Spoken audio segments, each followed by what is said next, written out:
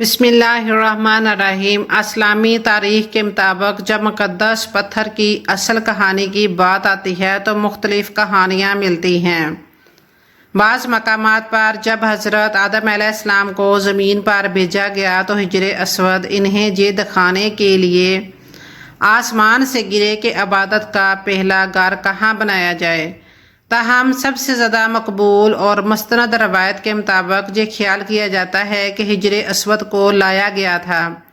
حضرت ابراہیم علیہ السلام خانہ کعبہ کی تعمیر کے دوران یہ بیان کیا جاتا ہے کہ جب خانہ کعبہ کی تعمیر تقریباً مکمل ہو چکی تھی تو حضرت ابراہیم علیہ السلام نے بیت اللہ کی دیواروں میں سے ایک میں خالی جگہ یا خلا دیکھا۔ چنانچہ حضرت ابراہیم علیہ السلام نے اپنے بیٹے حضرت اسماعیل علیہ السلام سے کہا کہ وہ ایک چٹان تلاش کریں جو خانہ کعبہ کی دیوار میں خالی جگہ پر فٹ ہو۔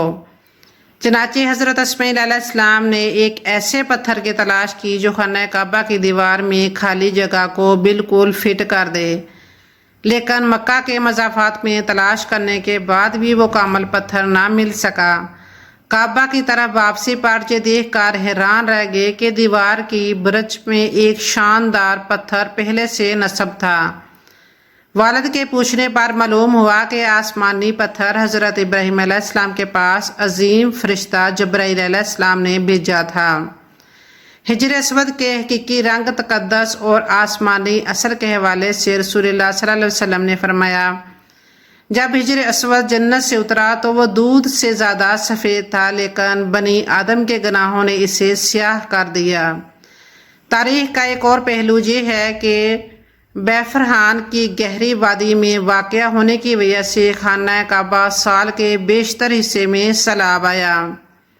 شدید بارشوں سے خانہ کعبہ کی بنیاد کو خاصی تباہی ہوئی، جس کے نتیجے میں خانہ کعبہ کی تعمیر نو کر کے اس کی بنیاد کو مضبوط کرنے کا فیصلہ کیا گیا۔ تمام مسلمانوں نے خانہ کعبہ کی بنیاد کی تزئین و آرائش اور اس کی تعمیر نو میں اپنا حصہ ڈالا، جہاں تک کہ یہ حجر اسود کو واپس رکھنے تک پہنچ گیا۔ ہر قریش خاندان کو خانہ کعبہ کی 1/4 حصے کی تعمیر کی ذمہ داری سونپی گئی، لہذا قریش کے تمام خاندانوں کے سردار شروع ہو گئے لڑائی جھگڑا کرنے کے لیے کہ حجر اسود رکھنے کے اجازت کے لیے اختلاف اور دلائل اس حد تک بڑھ گئے کہ اس بات کا کبھی امکان تھا کہ اگر بر وقت قابو نہ پایا گیا تو جنگ چھڑ سکتی ہے۔ تبھی خاندان کا ایک فرد کھڑا ہوا اور کہنے لگا، میرے پاس ایک تجویز ہے، آئیے کل تک انتظار کریں اور دیکھتے ہیں کہ کون صبح کے وقت سب سے پہلے مسجد الحرام میں داخل ہوتا ہے، پھر اسے فیصلہ کرنے دو۔ باقی تمام لوگوں نے اسے ایک درست تجویز سمجھا اور اس سے اتفاق کیا۔ اگلے دن سب لوگ بے چینی سے خانہ کعبہ میں داخل ہونے والے پہلے شخص کا انتظار کرنے لگے۔ حیرت کی بات یہ ہے کہ سب سے پہلے اللہ کے گھر میں داخل ہونے والے حضرت محمد صلی اللہ علیہ وآلہ وسلم تھے، اور چونکہ ہر کوئی اسے جانتا تھا، اس کی تعریف کرتا تھا، پیار کرتا تھا اور اس کا احترام کرتا تھا، اس لیے انہوں نے اونچی آواز میں نعرہ لگایا، یہ ہے الامین۔ اس کے بعد سارا واقعہ رسول اللہ صلی اللہ علیہ وسلم کو سنایا گیا۔ جب رسول اللہ صلی اللہ علیہ وسلم نے ایک حل سوچا تو لوگ خاموشی سے کھڑے ہو گئے۔ رسول اللہ صلی اللہ علیہ وسلم نے اپنی چادر فرش پر پھیلائی، حجر اسود کو اٹھایا اور درمیان میں رکھ دیا اور فرمایا، ہر خاندان کا سردار چادر کا ایک کونا لے کر اسے اٹھائے گا۔ یہ سن کر سب نے اتفاق کیا اور انصاف کی بہترین مثال سمجھی۔ جب چادر مناسب اونچائی پر اٹھائی گئی تو رسول اللہ صلی اللہ علیہ وسلم نے حجر اسود کو لے کر اپنے ہاتھ سے اس کی جگہ پر رکھ دیا۔ حجر اسود آسمان سے ایک پتھر ہے۔ پیغمبر اسلام صلی اللہ علیہ وسلم کے متعدد اقوال اسلام میں مقدس چٹان کی حرمت اور تقدس کو ثابت کرتے ہیں۔ رسول اللہ صلی اللہ علیہ وسلم کی درج ذیل حدیثیں حجر اسود کو چومنے کی اہمیت کو ثابت کرتی ہیں، جو قیامت کے دن مسلمانوں کے لیے باعث برکت ہوگی۔ اللہ کی قسم، قیامت کے دن اللہ تعالیٰ حجر اسود کو اس طرح پیش کرے گا کہ اس کی 2 آنکھیں اور ایک زبان ہوگی جو اسے چومنے والوں کے ایمان کی گواہی دے گی۔ ایک اور حدیث میں نبی اکرم صلی اللہ علیہ وسلم نے حجر اسود کی اہمیت کو جنت کے زیور کے طور پر بیان کیا ہے۔ پیارے نبی حضرت محمد صلی اللہ علیہ وسلم کا ارشاد ہے، حجر اسود اور مقام ابراہیم جنت کے جواہرات میں سے 2 جواہرات ہیں۔ اگر اللہ نے ان کی روشنی کو نہ چھپایا ہوتا تو مشرق و مغرب کے درمیان ہر چیز کو روشن کر دیتے۔ حجر اسود جنت کے یاقوتوں میں سے ایک ہے جس سے سیدنا آدم علیہ السلام اپنے ساتھ جنت سے لائے تھے اور تعمیر بیت اللہ کے وقت ایک گوشہ میں نصب فرمایا تھا۔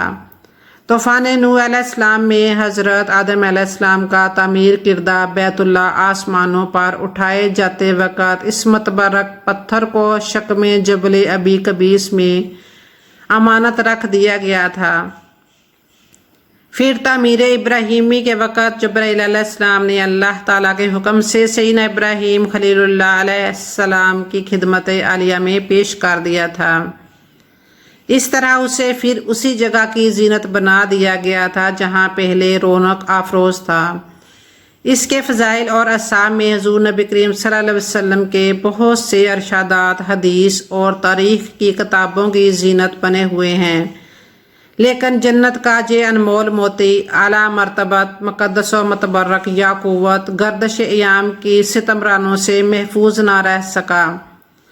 معتد بار اسے فساق و فجار ظالموں کے ہاتھوں تختہ مشق بننا پڑا، بارہا حوادثات کا شکار ہوا اور اس کے نازنین بدن پر کئی مرتبہ زخم آئے۔ 317 ہجری میں جب مکہ مکرمہ کرامتہ کے دستے تصرف میں آیا تو ابو طاہر سلیمان بن الحسن نے، جو کرامتہ کا سردار تھا، حرم محترم میں خون کی ہولی کھیلی۔ 11 ذوالحج 1317 ہجری کو اس قدر قتل عام کیا کہ حجاج کی لاشوں میں چاہے زمزم بھر گیا۔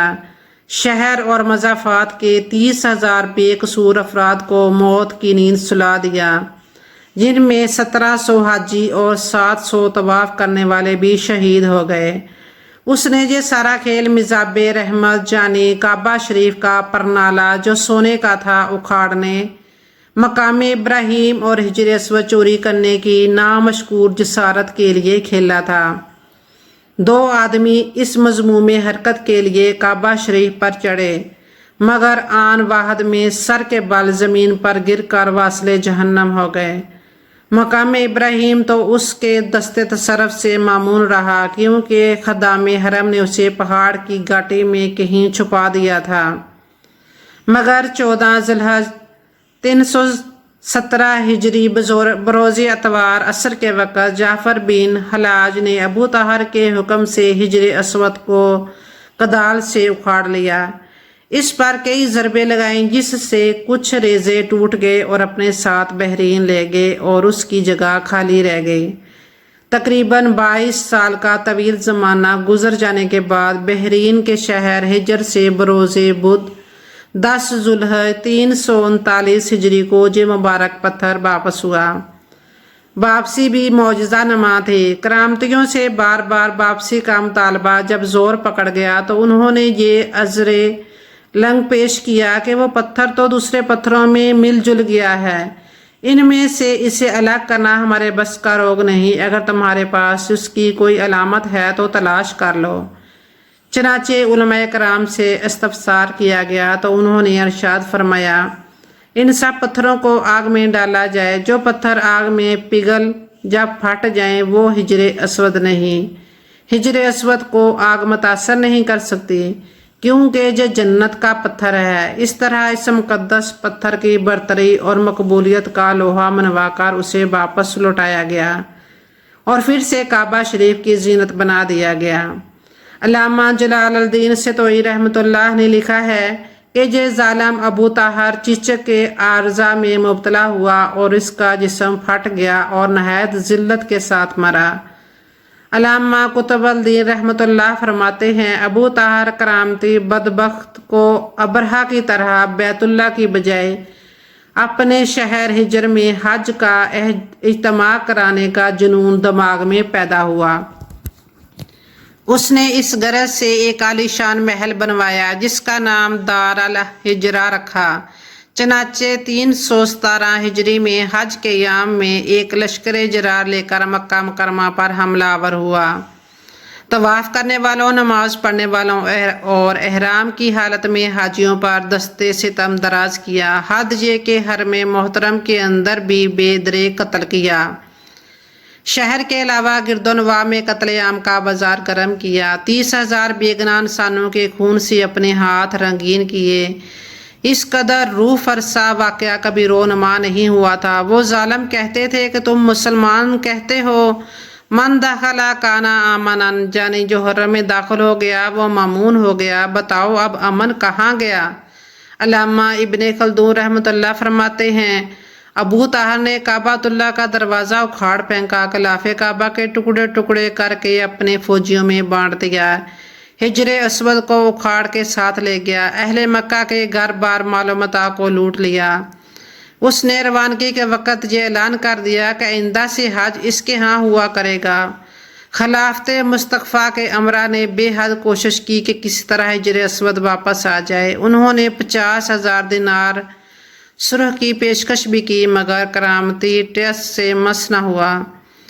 وہ ابو طاہر اس خیال فاسد پر قائم تھا کہ یہ ناپاک جسارت اپنے امام عبید اللہ المہدی والی افریقہ کی خوشنودی کے لیے کر رہا ہے، لیکن جب منصور اسماعیل نے کیراوان سے حجر اسود کی واپسی کا مطالبہ شدت سے کیا اور ادھر عبید اللہ المہدی نے بھی ابو طاہر کو سختی سے ڈانٹا کہ اگر حجر اسود واپس نہ کرو گے تو پھر جنگ کے لیے تیار ہو جاؤ، اس لیے مجبوراً 339 میں واپس کرنا پڑا، جبکہ اس سے قبل خلافت مصطفیٰ کی جانب سے 50,000 دینار کے عوض بھی واپسی کا مطالبہ مسترد کر دیا گیا تھا۔ طواف کی ابتدا حجر اسود کے استلام سے ہوتی ہے، جو جنت کا پتھر ہے جس میں اللہ تعالیٰ نے انسانوں کے گناہ جذب کرنے کی عجیب تاثیر رکھی ہے۔ چنانچہ نبی اکرم صلی اللہ علیہ وسلم نے ارشاد فرمایا، جس وقت حجر اسود جنت سے اترا تو وہ دودھ سے زیادہ سفید تھا، پھر آدمیوں کے گناہوں نے اسے سیاہ کر دیا۔ اور ترمذی شریف کی ایک روایت میں ہے کہ حجر اسود اور مقام ابراہیم جنت کے یاقوتوں میں 2 یاقوت ہیں، اگر اللہ تعالیٰ ان کی روشنی کو ختم نہ فرماتے تو یہ پوری زمین و آسمان کو روشن کر دیتے۔ نیز یہ بھی مربی ہے کہ حجر اسود قیامت کے دن اپنے بوسہ لینے اور استلام کرنے والوں کے حق میں سفارش کرے گا، اور اس دن اللہ تعالیٰ اس کو زبان اور ہونٹ عطا فرمائیں گے۔ نبی اکرم صلی اللہ علیہ وآلہ وسلم نے ارشاد فرمایا، اس حجر اسود کو اپنے عمل خیر کا گواہ بنا لو، کیونکہ قیامت کے دن یہ سفارشی بن کر اللہ تعالیٰ کے دربار میں اپنے استلام کرنے والوں کے لیے سفارش کرے گا۔ اس کی ایک زبان اور 2 ہونٹ ہوں گے۔ پیغمبر علیہ السلام سے حجر اسود کا بوسہ دیتے وقت رکعت و زاری بھی ثابت ہے، نیز آپ صلی اللہ علیہ وسلم نے اس کی تقبیل و استلام کو گویا کہ اللہ تعالیٰ سے مصافحہ کرنا قرار دیا ہے۔ آپ صلی اللہ علیہ وآلہ وسلم کا ارشاد ہے، جو شخص حجر اسود کو ہاتھ لگائے تو گویا وہ اللہ تعالیٰ سے مصافحہ کر رہا ہے۔